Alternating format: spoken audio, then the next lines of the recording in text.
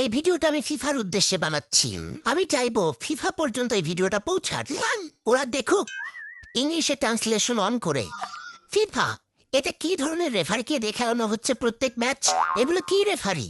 কেমন রেফারি এরা যে প্রত্যেক ম্যাচে আমাদের পাড়া নান্টু আর মন্টু ভুল ধরে দিচ্ছে এদের? আপনারা কি ফেসবুকে নজর রাখছেন না? আপনারা দেখতে পাচ্ছেন না যে প্রত্যেক ম্যাচের পরে এনজেপি আর ডাইনামিক রাহুল কিভাবে রেফারিদের ভুল ধরে দিচ্ছে? আজকে যদি আপনারা ফেসবুকে একটু নজর রাখতেন তাহলে আমাদের বাংলাদেশ থেকে একঝাঁক প্রতিভাবান রেফারি উঠে আসতো। এরা কি কম অভিজ্ঞতা সম্পূর্ণ ব্যক্তিত্ব এরা কি মাত্র 1-1.5 মাস হলো খেলা দেখছে? 10 থেকে 15 দিন খেলা দেখতেছে, তাও আবার হাইলাইট।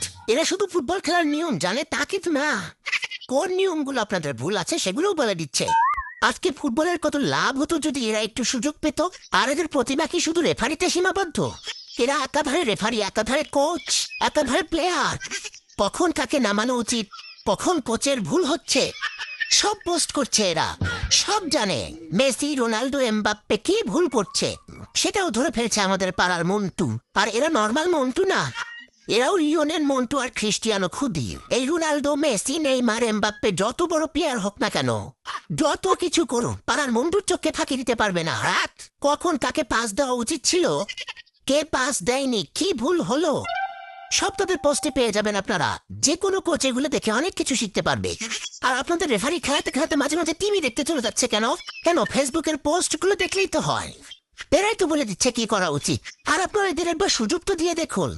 এরা যাবেও না মাঠে, ফেসবুকেই শিখিয়ে দিবে। হ্যাঁ, ফেসবুকে। এরা মাঠে শুধু দৌড়াতে পারে না দেখে মাঠে যাবে না। এরা নিজেরা দৌড়াতে পারে না তো কি হয়েছে? মেসি, রোনাল্ডোর ফিটনেসে কি কি প্রবলেম হচ্ছে, ওদের কোন ছকে খেলা উচিত, কেন ওরা বেশি দৌড়াচ্ছে না, সব পোস্ট পেয়ে যাবেন আপনারা ফেসবুকে। বাংলার যোগ্য রেফারি সব, কোনো প্রকার ট্রেনিং ছাড়াই।